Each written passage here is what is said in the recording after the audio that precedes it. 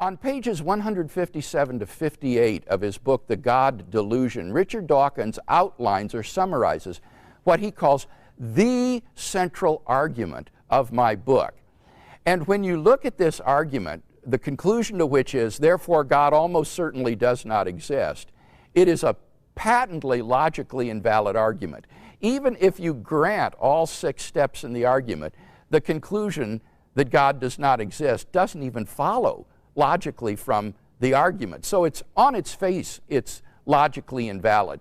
But when you look at the argument more closely, I think it has a number of premises in it that are false. What are these premises? Well, Dawkins says that you cannot infer a designer of the universe based on the complexity in the universe, because this raises a further question, namely, who designed the designer?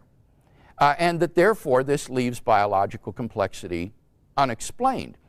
Now, this argument on Dawkins' part, I think, is quite inept, because philosophers of science recognize that in order to recognize an explanation as the best explanation, you don't have to have an explanation of the explanation.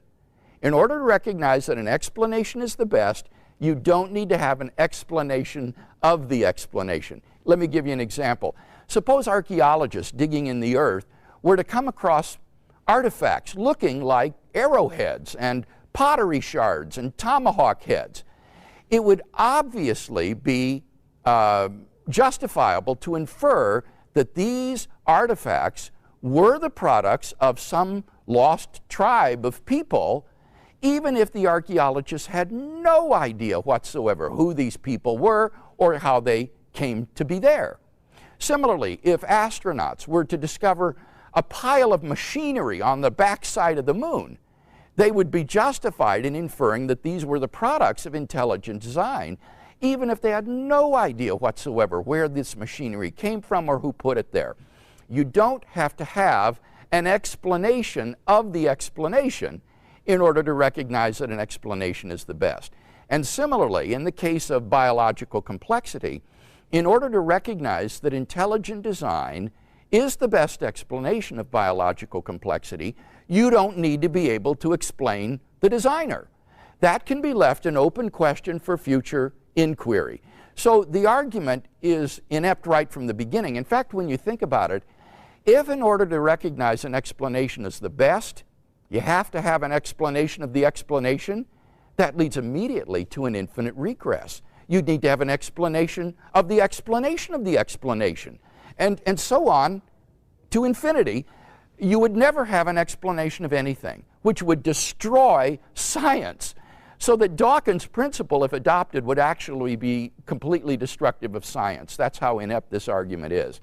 So that argument doesn't work. Now, Dawkins goes on to defend the idea that a designer wouldn't be a good explanation because he says the hypothesis of a divine designer is more complex than the world that you're trying to explain.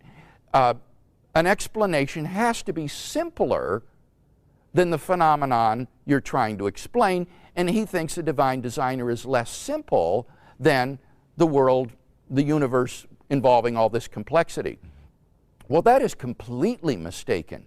When you reflect on the idea that God is an immaterial entity, a spirit, he is a mind without a body, then God is a remarkably simple entity because he has no parts. There's no composition in God's being. An unembodied mind is an entity that is startlingly simple in its nature.